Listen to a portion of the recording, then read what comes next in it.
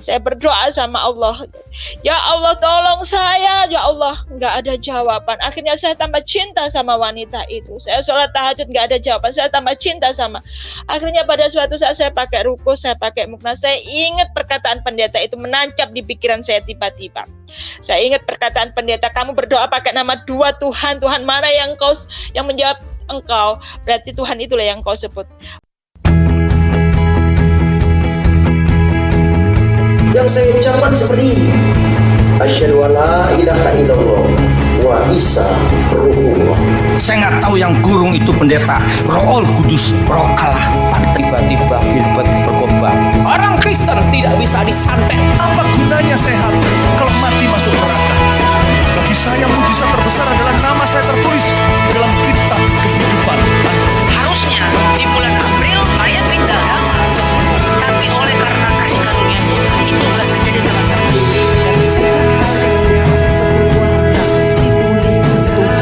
sekarang setiap malam kami berdua Salam semua sahabat yang ada di manapun berada. Perkenalkan, nama saya adalah Purwaningrum. Nama asli saya adalah Purwaningrum dan nama baptis saya adalah Ruth. Jadi biasa saya dipanggil di sini itu Ruth, gitu kan. Di sini saya mau menyaksikan cinta kasih Tuhan yang sangat amat dahsyat dalam kehidupan saya. Dulu saya seorang muslim ya. Dari waktu kecil, bahkan dari keturunan saya nggak ada ceritanya yang beragama Kristen, tidak ada sama sekali.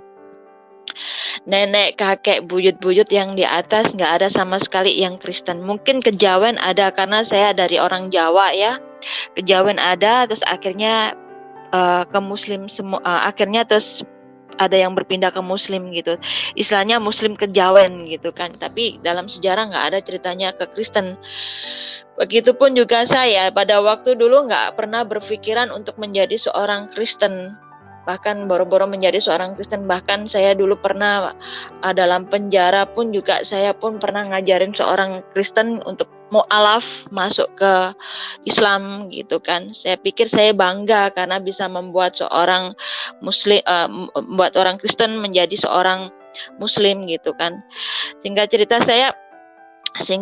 cerita begini ceritanya. Pada waktu kecil saya memang dididik secara rohani, secara agama luar biasa. Dididik suruh mengaji, sholat 5 waktu gitu kan, mengaji, diajarin akidah Islam gitu kan. Saya bahagia sekali waktu itu. Sampai usia saya kalau nggak salah sampai kelas 5 SD atau kelas 6 SD saya tinggal dengan kakek dan nenek saya yang sangat mencintai saya karena mama saya pisah. Mama papa saya pisah gitu kan. Jadi saya dirawat sama kakek nenek. Saya bahagia dididik oleh beliau. Kemudian nggak lama kakek saya meninggal waktu kelas 5 SD kalau nggak salah itu. Kakek saya meninggal. Akhirnya saya harus ikut bude. Ikut bude itulah karena ibu bude pekerjaan suaminya nggak bagus, masih honorer gitu kan. Ya akhirnya saya harus diikutkan oleh saudaranya Pak D saya juga, saya harus ikut orang lain, diangkat anak oleh orang lain juga. Saya tinggal di sebuah desa dan disitulah saya mengalami suatu permasalahan pada waktu itu yang nggak mau saya sangka. Saya jatuh dalam lingkungan yang nggak bagus istilahnya. Lingkungan teman-teman saya bagus. Disitulah saya mulai mengenal namanya pil koplo atau apa. Yang mengenalkan bukan dari orang lain atau teman-teman, tapi dari keluarga sendiri. Cuman saya nggak mau membahas itu karena nggak mau membahas itu. Singkat cerita saya di situ mulai mengenal yang namanya nipam, yang namanya pil koplo, namanya ganja di situ.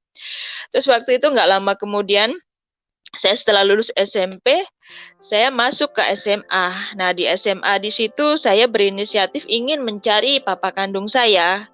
Kata tetangga, kata orang-orang, papa saya kaya banget, gitu kan.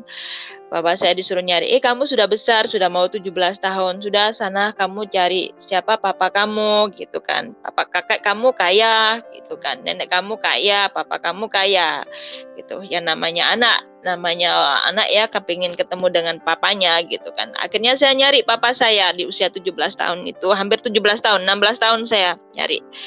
Akhirnya saya nyari papa saya, seneng gitu kan ketemu. Akhirnya tibalah waktunya ketemu papa saya seneng. Saya di sekolahan pun juga datengin papa saya 17 tahun. 17 tahun nggak ketemu, jadi ketemu papa saya itu kayak drama gitu kan. Seneng banget, wah benar papa saya ternyata kaya, keren nih gitu kan. Tapi kebahagiaan itu nggak lama. Karena ada sesuatu yang terjadi.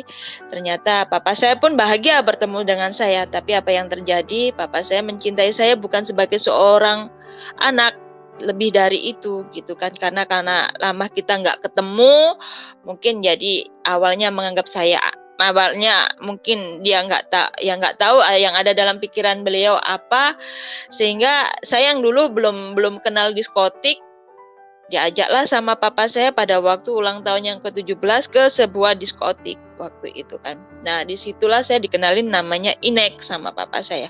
Ulang tahun dirayakan di sebuah diskotik. Alasan papa saya memperkenalkan waktu itu supaya kalau saya ke diskotik itu nggak canggung. Istilahnya papa saya memang sering ke dunia malam, ke klub, ke diskotik. Papa saya juga memperkenalkan teman-temannya. Alasannya papa kalau ke diskotik atau ke klub entertain klien-kliennya gitu kan. Supaya saya bisa mengerti bahwa diskotik bukan hanya untuk hiburan tetapi untuk kerja, media sarana bekerja papa untuk membangun relasi dengan teman-teman bisnisnya gitu kan. Dan waktu itu saya ngikutin, dan bapak saya ngajak ke diskotik maksudnya baik waktu itu, supaya saya nggak diajak teman-teman dan ke diskotik itu biar saya tahu dunia luar nggak kaget, dan kalau ke diskotik hanya didampingin oleh papa gitu kan. Tapi apa kenyataannya yang terjadi di usia 17 tahun itu, memang saya awalnya senang, wow dunia diskotik kayak begini gitu kan. Awalnya saya senang, terus akhirnya nggak lama kemudian setelah pulang dari diskotik, di situ papa saya pulang, diajak tidur hotel sama papa. Nah, di situ hati saya patah, hancur.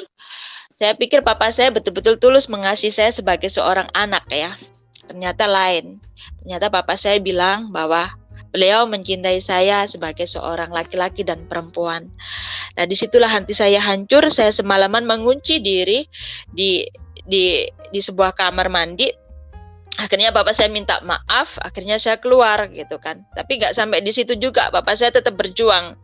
Terus akhirnya besoknya saya pulang dengan hati yang hancur, sudah nggak menghormati lagi beliau sebagai seorang anak. Nah, disitulah awal saya kejatuhan, mulai saya pecandu narkoba kan. Di situ saya akhirnya merasa patah hati. Akhirnya terus saya pulang ke rumah budi saya.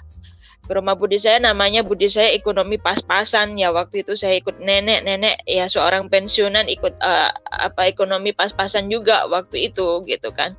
Akhirnya nenek sama bude nanyain, loh kamu kok nggak pulang ke rumah papamu gitu kan. Soalnya saya pun juga waktunya bayar sekolah gitu kan.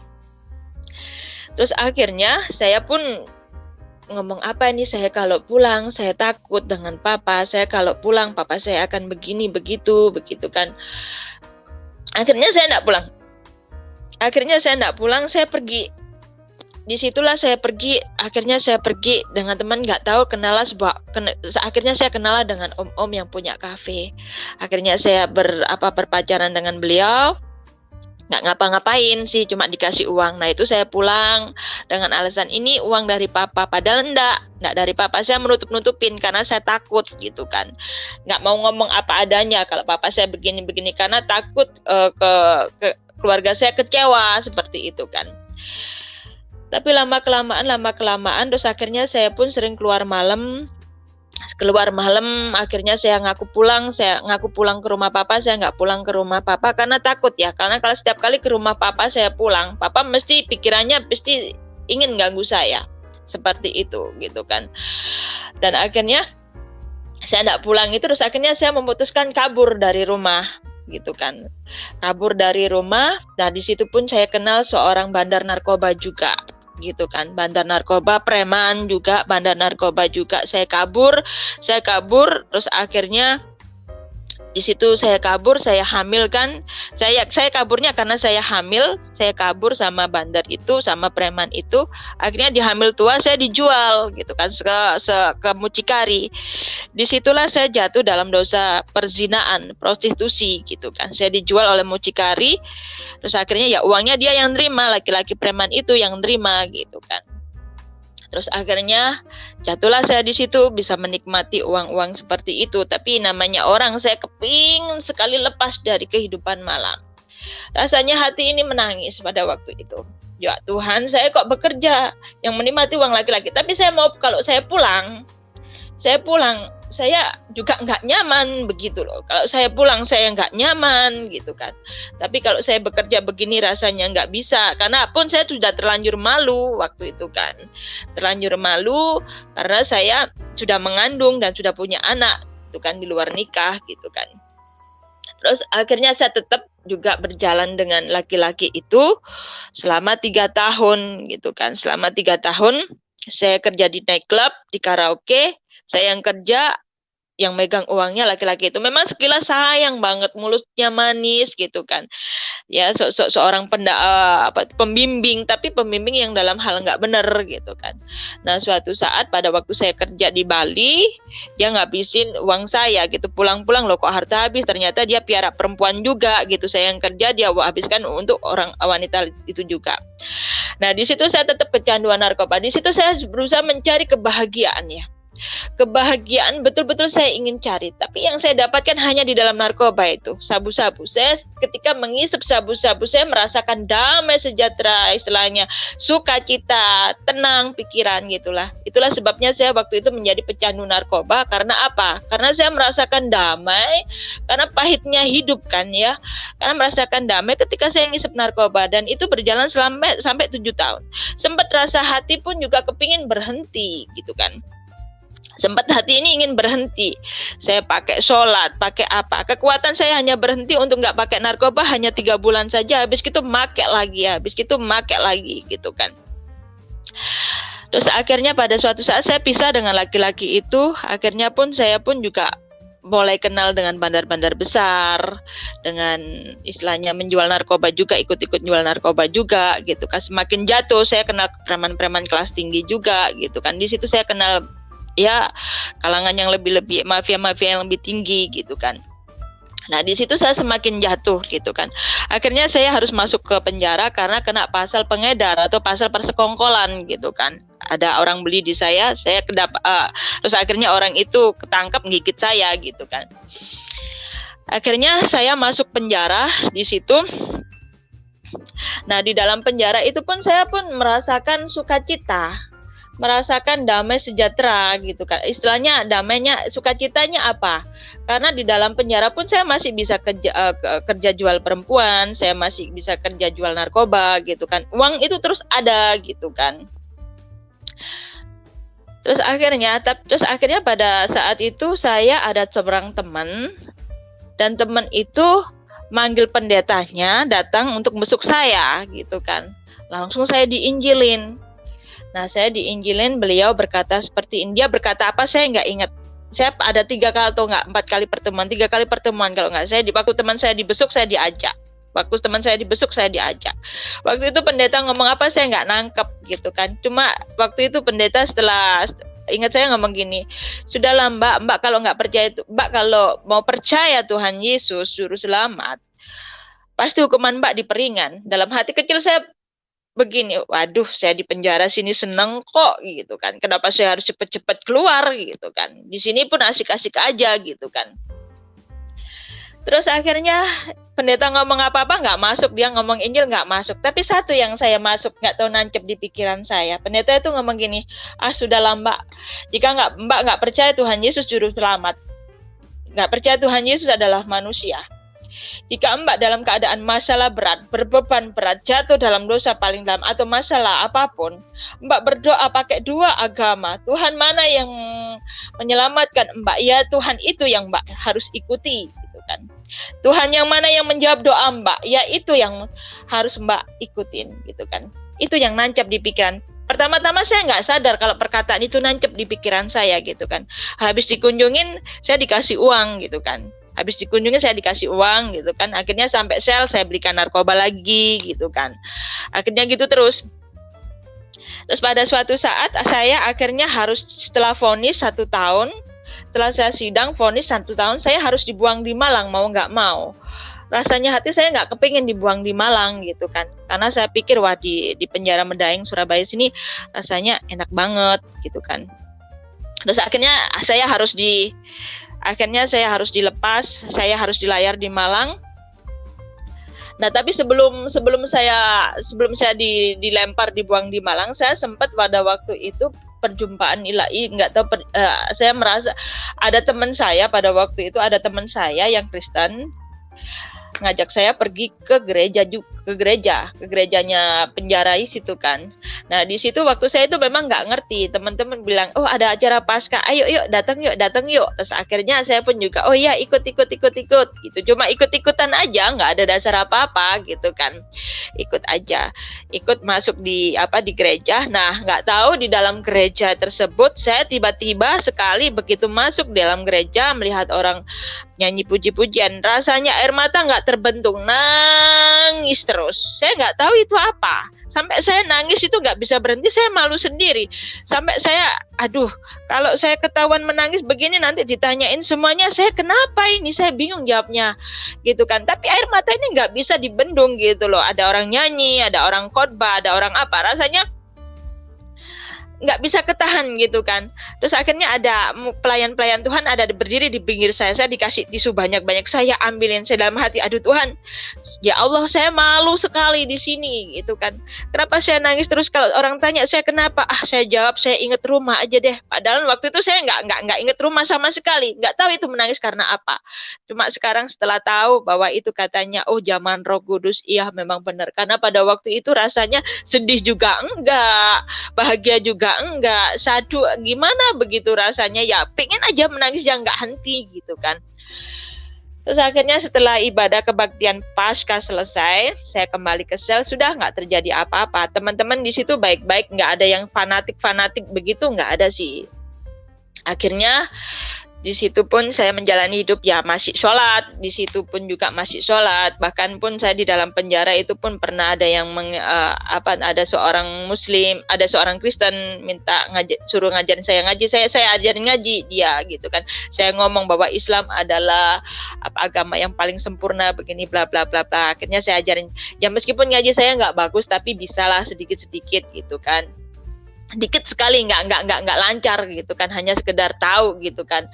Terus akhirnya saya harus dibuang di Malang. Nah disitulah di Malang saya bermaksud ingin mendekatkan diri sama Tuhan. Di Malang saya nyoba untuk sembahyang, sholat tahajud, betul-betul ingin bertobat di Malang. Tapi apa yang terjadi? Namanya penjara wanita. Penjara wanita itu full semua. Penghuninya tidak ada yang laki-laki, penghuninya itu cewek semua. Dan di situ mayoritas yang normal bisa menjadi lesbi, 90%, 80% yang normal bisa menjadi lesbi di sana. Dan saya pun sebelum berangkat, sebelum dilempar di Malang, saya diingatkan sama teman, hati-hati kamu ya di Malang, jangan sampai kamu lesbi loh di sana. Oh, enggak mungkin saya lesbi. Karena apa? Saya ini normal, saya masih cinta laki-laki gitu kan. Saya masih suka laki-laki, enggak mungkin saya lesbi gitu kan. Tapi apa yang terjadi? Saya di Malang itu ditaksir oleh wanita tomboy tapi cantik banget. Wanita tomboy Cina cantik banget. Terus akhirnya wanita itu ngomong sama saya, cinta sama saya gitu kan. Secara manusia secara nalar, saya tahu bahwa itu enggak baik. Tapi hati saya nggak bisa menutupi kalau saya itu pun juga cinta sama dia. Sampai ingin hati rasanya itu menjawab, iya aku cinta. Tapi akal saya itu bicara gini, jangan, kamu itu sudah busuk, sudah apa, janganlah kamu tambahin lagi seperti itu. Kasihan nenek kamu, kasihan bude kamu, gimana mereka kalau kamu pulang-pulang lesbi gitu kan. Pikiran saya bicara seperti itu. Tapi dalam hati, aduh nggak bisa tidur sampai malam hari nggak bisa tidur. Akhirnya saya putuskan untuk semakin giat, semakin teguh mencari Tuhan Allah. itu kan. Akhirnya saya sembahyang semakin teguh, saya sampai puasa demi menghilangkan rasa cinta saya ke perempuan itu. Saya puasa Senin Kamis, saya sholat tahajud, tapi apa yang terjadi? Semakin saya sembahyang, semakin saya sholat, semakin cinta saya sama perempuan itu. Akhirnya pada suatu saat saya nggak kuat. Karena apa? Bahkan sampai tidur pun saya termimpi-mimpi wanita itu. Akhirnya dalam sholat saya nangis sama Tuhan. Saking nggak kuatnya ya. Akal saya tahu bahwa itu dosa. Saya tahu itu dosa banget. Dan saya nggak kepingin jatuh dalam lesbi. Nggak kepingin. Tapi hati ini. Melihat wanita itu dekat wanita lain. Rasanya hati cemburu banget gitu. Akhirnya saya nangis sama Tuhan. Saya berdoa sama Allah, ya Allah tolong saya, ya Allah, nggak ada jawaban. Akhirnya saya tambah cinta sama wanita itu. Saya sholat tahajud nggak ada jawaban, saya tambah cinta sama.